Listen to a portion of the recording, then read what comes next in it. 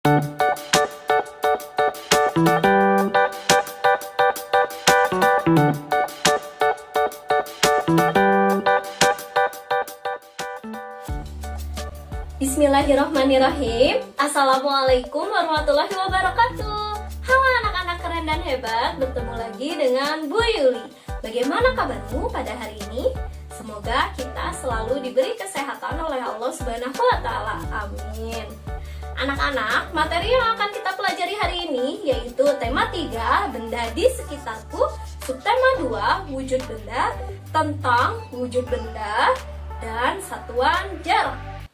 Anak-anak, manusia tidak dapat lepas dari benda di sekitarnya. Keberadaan benda mempermudah aktivitas manusia dalam kehidupan sehari-hari. Ada benda yang terbentuk oleh alam, ada juga benda yang dibentuk oleh manusia. Batu, air, dan pasir merupakan benda yang terbentuk di alam. Mobil, kertas, gunting, pintu, lemari merupakan benda yang dibentuk oleh manusia. Anak-anak, apakah kamu pernah memperhatikan perbedaan dari benda-benda yang ada di sekitarmu? Anak-anak, setiap benda pasti memiliki wujud. Wujud benda ada 3, yaitu benda padat, benda cair, dan benda gas. Apakah anak-anak tahu sifat dari wujud benda yang telah tadi Ibu sebutkan? Sifat dari benda padat itu apa sih? Sifat dari benda cair itu apa sih? Dan sifat dari benda gas itu apa ya? Ada yang tahu? Nah, anak-anak, berikut ini ada sifat-sifat dari wujud benda yang sudah Ibu sebutkan. Yang pertama, ada sifat benda padat. Apa saja ya sifatnya? Yang pertama, sifat benda padat. Bentuknya tetap walau dipindahkan. Kemudian yang kedua, dapat digenggam. Dan yang ketiga, dapat dilihat. Nah, anak-anak, contoh benda padat yang ada di sekitar kita yaitu ada buku, pensil, tas, lemari, pintu, meja, kursi, dan masih banyak lagi. Apakah anak-anak dapat menyebutkan contoh lain dari benda padat? Yang selanjutnya, ada sifat-sifat benda cair. Yang pertama, bentuknya dapat berubah sesuai dengan wadah atau tempatnya. Kemudian yang kedua, benda cair dapat dilihat. Nah, yang ketiga, benda cair tidak dapat digenggam tetapi dapat kita sentuh. Contoh dari benda cair itu ada air, minyak, kecap, sabun cair, sampo cair, dan masih banyak lagi. Apakah anak-anak dapat menyebutkan contoh benda cair selain yang sudah Ibu sebutkan tadi?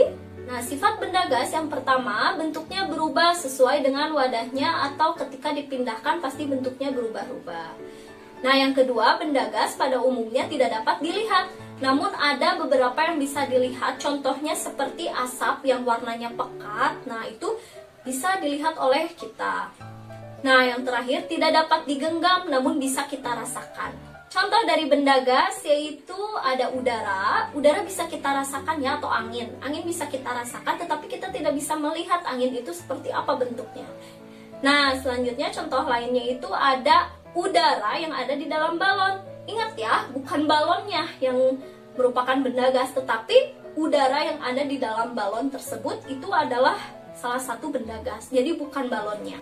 Nah, selanjutnya ada asap yang merupakan contoh benda gas. Apakah anak-anak dapat menyebutkan contoh lain tentang benda gas?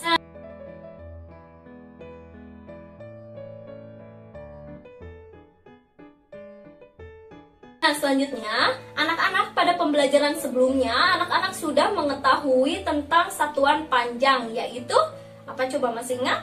Ya, satuan panjang yang sudah kita pelajari sebelumnya, yaitu satuan meter dan sentimeter. Nah, hari ini anak-anak akan belajar satuan panjang, yaitu kilometer dan meter. Perlu anak-anak ketahui bahwa 1 kilometer sama dengan 1000 meter. Biasanya satuan kilometer dan meter ini digunakan untuk mengukur jarak. Apakah anak-anak tahu apa itu jarak? Jarak merupakan ukuran panjang lintasan yang ditempuh. Jadi, satuan untuk jarak sama dengan satuan panjang. Anak-anak, yuk kita amati contoh soal berikut ini. Nah, di sini Ibu mempunyai gambar yang merupakan denah jarak dari rumah Edo ke rumah nenek. Nah, berdasarkan gambar, ternyata jarak rumah Edo ke rumah nenek itu 5 km lebih 300 meter. Nah, jarak ini dapat ditulis 5 km lebih 300 meter seperti yang sudah Ibu sebutkan ya sebelumnya. Nah, kemudian ada jarak dari rumah Edo ke kebun binatang, yaitu 1523 meter. Kenapa ya 1523 meter? Tadi disebutkan kilometer dan meternya, yang ini disebutkan hanya meternya saja. Nah, yang ditanyakan, jarak rumah Edo ke rumah nenek 5 km lebih 300 meter. Berapa jarak rumah Edo ke rumah nenek dalam satuan meter? Nah, kita coba selesaikan ya. Kita tuliskan dulu yang pertama. Tuliskan dulu nih, yang diketahuinya adalah 5 km lebih 300 meter. Maka kita tuliskan 5 km tambah 300 meter. Kita pisahkan dulu kilometer dan meternya. Kita pisahkan. Yuk, 5 km, yang bawahnya 3 meter.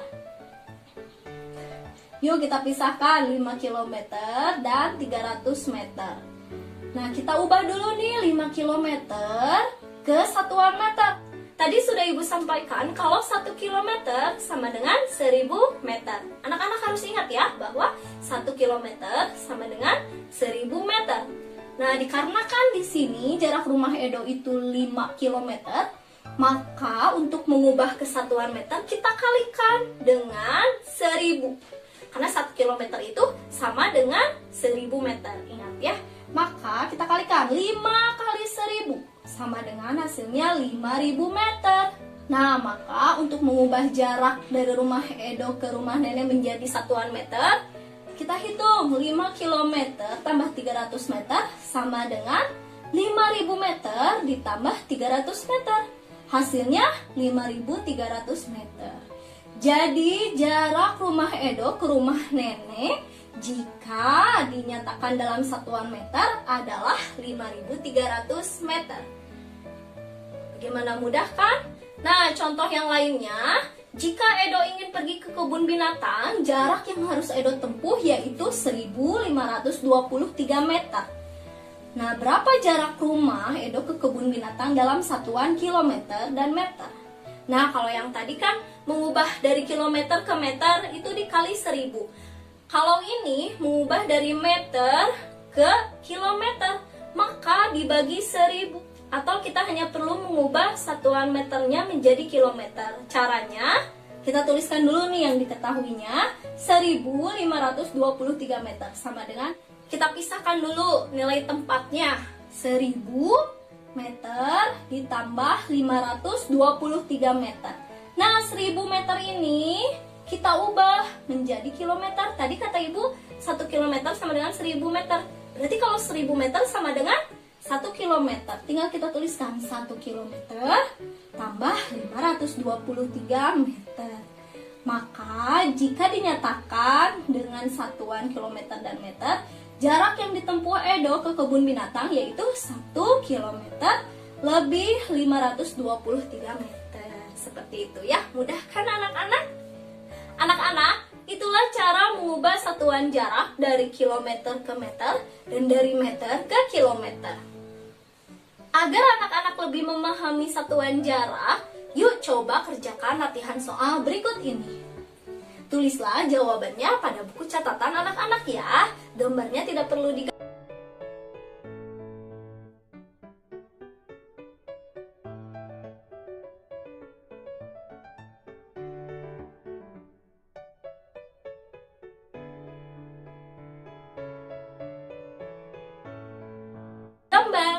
Anak-anak, alhamdulillahirobbilalamin, demikian pembelajaran kita hari ini. Tetap semangat, tetap jaga kesehatan, dan tetap ceria. Sampai berjumpa kembali. Wassalamualaikum warahmatullahi wabarakatuh.